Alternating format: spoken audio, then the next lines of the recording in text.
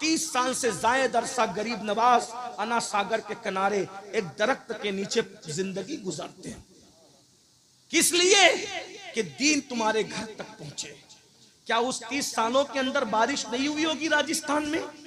गर्मी का मौसम नहीं आया होगा? सर्दी का मौसम नहीं आया होगा? अपने बुजुर्गों की मेहनतों को भूल गए? 90 लाख ने जो कलमा पढ़ा है वो सरकार गरीब नवाज की मेहनतें। कैसी मेहनतें? 3 दिन के बाद 3-4 लुकमे खाते थे, वो भी रोटी का सूखा टुकड़ा। मुर्ग मुसल्लम बिरयानी और एक से खाने खाकर अय्याशी करने वालों, जब हम पाप करते होंगे तो गरीब नवाज के दिल पे क्या गुजरती होगी? आज हमारे पास सब है, दीन कहां है? बताओ दीन कहां है? शादियों में दीन है, मैयतों में दीन है, मस्जिदों में भी दीन है, हमारी जिंदगियों में दीन है। पूरी दुनिया में दीन नाफिज करना चाहते हो? अरे अपने 5 और 6 फुट के वजूद पर तो पहले दीन नाफिज करके बताओ, फिर शहरों में दीन नाफिज करके बताना। खुद के वजूद पर सिर्फ तेरी हुकूमत है, जिसके वजूद पर तेरी और सिर्फ तेरी हुकूमत है। तेरे घर में सिर्फ तेरी हुकूमत है, जिस घर में सिर्फ तेरी हुकूमत है उसमें तू दीन नाफिज न कर सका और शहरों में दीन नाफिज करने निकला है। तेरे वजूद पर 5-6 फीट के वजूद पर बता किसी और की हुकूमत है? तेरी हुकूमत। जहां तेरी हुकूमत है वहां दीन नाफिज नहीं कर सका और अफ्रीका में दीन नाफिज करने निकला, बरतानिया में दीन नाफिज करने निकला। और दीन के निफास का झूठा दावा करने वाले, अगर तेरे दिल में दीन की मोहब्बत होती तो पहले तू अपने वजूद पर दीन की हुकूमत नाफिज करता। तू फजर की वक्त में सोता नहीं पड़ा रहता मेरा भाई, तू उठकर मस्जिद जाता ताकि तुझे एहसास होता कि मेरे वजूद पर दीन की हुकूमत होनी चाहिए। चेहरे से दाढ़ी मुंडा कर तू गटरों में नहीं फिकवाता, बल्कि तू सोचता कि मेरे वजूद पर दीन की हुकूमत होनी चाहिए। तू सोने की अंगूठी नहीं पहनता, सोने की चैन पहन के इतराता नहीं फिरता, बल्कि तू सोना उतार कर औरतों को पहना करके बताता कि मेरे वजूद पर, आज हमारे वजूद पर दीन की हुकूमत नहीं। हसद हम करें, बुग़्ज़ हम करें, तकब्बुर हम करें, नमाजें हम छोड़ें, कुछ दीन याद है, धर्म याद है, मजहब व मसलक याद है? कुछ नहीं। रोना तो ये है भाइयों कि निकाह के वक्त कलमा पढ़ना पड़ता है। अब तो व्हाट्सएप और इंटरनेट का दौर है, काजी कलमा पढ़ा रहा है, दूल्हा कलमा नहीं पढ़ पा रहा है। मैं सोचता हूँ या अल्लाह, जो शादी की खुशी में काजी के पढ़ाने से कलमा ना पढ़ सके, वो मौत की तकलीफ में क्या कलमा पढ़ पाएगा? बगैर कलमा पढ़ते मरोगे, बगैर कलमा पढ़ते मरोगे तो कहां जाओगे? इंटरनेट देखते देखते सोते हो और उठते हो तो व्हाट्सएप की फिक्र में उठते हो। क्या होगा? मरना है भाइयों, मरना है। ये जलसे लतीफे के लिए नहीं है, ये जलसे पब्लिक दिखाने के लिए नहीं है, ये जलसे हंसाने के लिए नहीं है, ये जलसे स्टेज पर झगड़ा करने के लिए नहीं है, ये जलसे तो मकसद याद दिलाने के लिए है। दुनिया में क्यों आए थे याद करो, मरोगे, मरना है। रूह का रिश्ता जिस्म से टूट जाना है। मेरी माँ और बहनों की भी तवज्जो चाहता हूँ। मेरी बहनों, तुम्हें भी मौत आएगी। अल्लाह तुम सबको लंबी उम्र दे, तुम्हें भी लंबी, सबको लंबी उम्र दे, लेकिन कितनी भी लंबी उम्र पाओ, मरोगे, कब्र में जाओगे, कब्र में सोना है, कुछ नहीं लेके जाओगे। करोड़ों जमा लो, अरबों जमा लो, खरबों सब छोड़ के जाओ, सब यहीं रह जाएगा। दिल्ली तक माल कमाने के लिए जाने वालों, यही रह जाएगा माल। कलकत्ता और सऊदी तक माल कमाने के लिए जाने वालों, जाओ माल कमाओ, हम मना नहीं करते, लेकिन यही रह जाएगा। मैं एक जुमला कहना चाहता हूं, तवज्जो है आपकी? बहुत अच्छे से सुन रहे, तवज्जो से सुन रहे बहुत, लेकिन एक जुमला सुन लो, सुन ले। जो माल कमाने दिल्ली, कलकत्ता, मुंबई, दुबई और सऊदी तक गए थे, वो माल यहीं छोड़ के जाओगे। लेकिन जिस नेकी को कमाने के लिए बिस्तर छोड़ के मस्जिद तक नहीं जाते ना, वो नेकी तुम्हारी कब्र में तुम्हारे साथ जाएगी। भाइयों, जिसे कब्र में जाना है उसके लिए 10 मिनट नहीं निकाल रहे हो, और जिसे कब्र में साथ नहीं ले जाना है उसके लिए 12-12 घंटे मेहनत कर रहे हो, 10-10 घंटे। ये सब लोग ऐश करेंगे भाइयों, ऐश। जितना माल कमा रहे हो ना, बच्चों में बटेगा, बच्चों में। दामाद उस पे मजे करेंगे, बल्कि दामाद धमकियां देंगे तुम्हारी बेटियों को, जा तेरा बाप मर गया, हिस्सा लेकर आ ताकि हम ऐश करें। इसी दिन के लिए झूठ बोल रहे हो, इसी दिन के लिए सूद के धंधे कर रहे हो, इसी दिन के लिए किसी का माल छीन रहे हो, इसी दिन के लिए आवारगी कर रहे हो। बताओ, सब छोड़ के जाओ। क्या सोचते हो ये बच्चे मेरे तुम्हारे मरने के बाद काम आएंगे? भाइयों, बच्चों का हक अदा करो, उन पे जुल्म मत करना, प्यार भी करो। लेकिन ये आजकल के बच्चे इतने बदमाश हो गए, हमने तरबियत नहीं की। 24 घंटे बाप को एक फोन नहीं करते। अब्बा कैसे हो?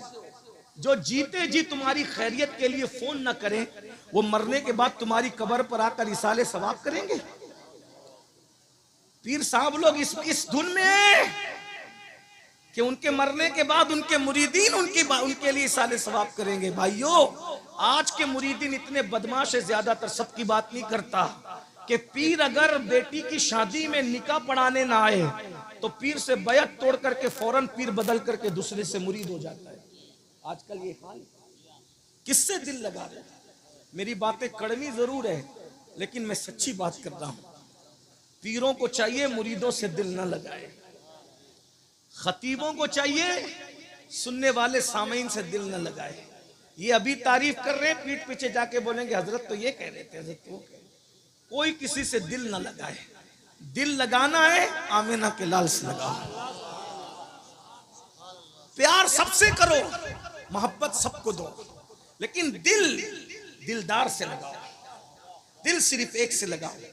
ये बेवफाओं से दिल क्या लगा रहे हो? जो जाने वफा है उससे दिल लगाओ। भाइयों, कोई कब्र में नहीं आएगा, जाने वफा आमिना का लाल कब्र में आना है।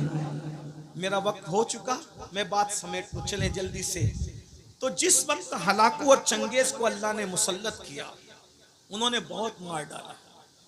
जब मुसलमान मरे मरे मरे लाखों मर गए, तो फिर उनको मौलाना रोम जैसे लोगों ने झिंझोड़ा, आरिफ रूमी जैसे लोग, शेख सिहाबुद्दीन सोहरवर्दी जैसे लोग, शेख हाशिम अल गिलानी जैसे लोगों ने झिंझोड़ा, सुधरो सुधरो सुधरो, तौबा करो। तो तौबा करने लगे।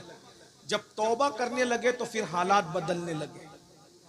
चंगेज मर गया, हलाकू बचा था, उसका पोता, चंगेज खान का पोता है हलाकू खान। ये कैसे मारता था मुसलमानों को पता है? कतार में खड़ा करता था। तवज्जो करना, हलाकू कैसे मरा सुन लो। कतार में खड़ा करता था और कतार में खड़े करके घोड़ा दौड़ाते हुए आता था, एक तलवार के वार में सबकी गर्दन उड़ा। अब वो सब कलमा पढ़ने वाले थे, अपनी अपनी सजा भुगत रहे थे। एक दिन एक शहर में पहुंचा और पहुंच करके सब मुसलमानों को, जवानों को खड़ा किया। उसमें एक बूढ़ा बाबा भी था, एक बूढ़ा बाबा भी था। तो जैसी पहली सफ में उसको खड़ा किया, तो जैसी काटते काटते काटते काटते आया, तो जब उसकी बारी आई तो वो फौरन दूसरी सफ में चला गया, बच गया। हलाकू ने उसकी मजा लेनी चाहिए कि दूसरी सफ में तो खड़ा ही है, उसको कट नहीं है। दूसरी सफ में फिर गया तो वो तीसरी सफ में चला गया, उसकी बारी आई। चौथी सफ में चला गया। सारी सफे तो खत्म होनी थी, सारी सफे खत्म हो गई और वो पीछे हो गया। अब अकेला बचा वो बाबा, अकेला बचा। हलाकू के हाथ में सेब था, सेब। वो ऐसे सेब उछाल रहा था और लोगों को काट रहा था, उछाल रहा था, काट रहा था। अब उसने सोचा सब कट गए, सबकी गर्दनें मार दी गई, अकेला ये बाबा बचा, ये होशियार बुढ़ा है। तो उसने कहा अब तुझे कौन बचाएगा? तो उसने खामोश नजरों से आसमान की तरफ देखा। इसको कहते हैं खामोश बद्दुआ। ये बड़ी भयानक होती है। इसीलिए कुत्तों को भी मत मारा करो, बिल्लियों को भी मत मारा करो, मुर्गियों को भी मत मारा करो। बद्दुआ बड़ी खतरनाक चीज है, और बद्दुआ किसी मजलूम की हो कबूल होती। मजलूम की बद्दुआ से अर्श भी हिल जाता है।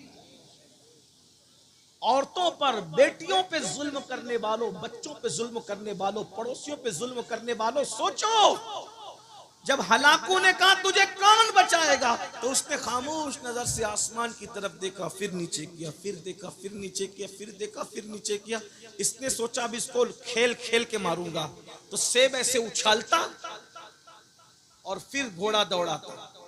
वो आसमान की तरफ देखता, फिर नीचे, फिर आसमान की तरफ।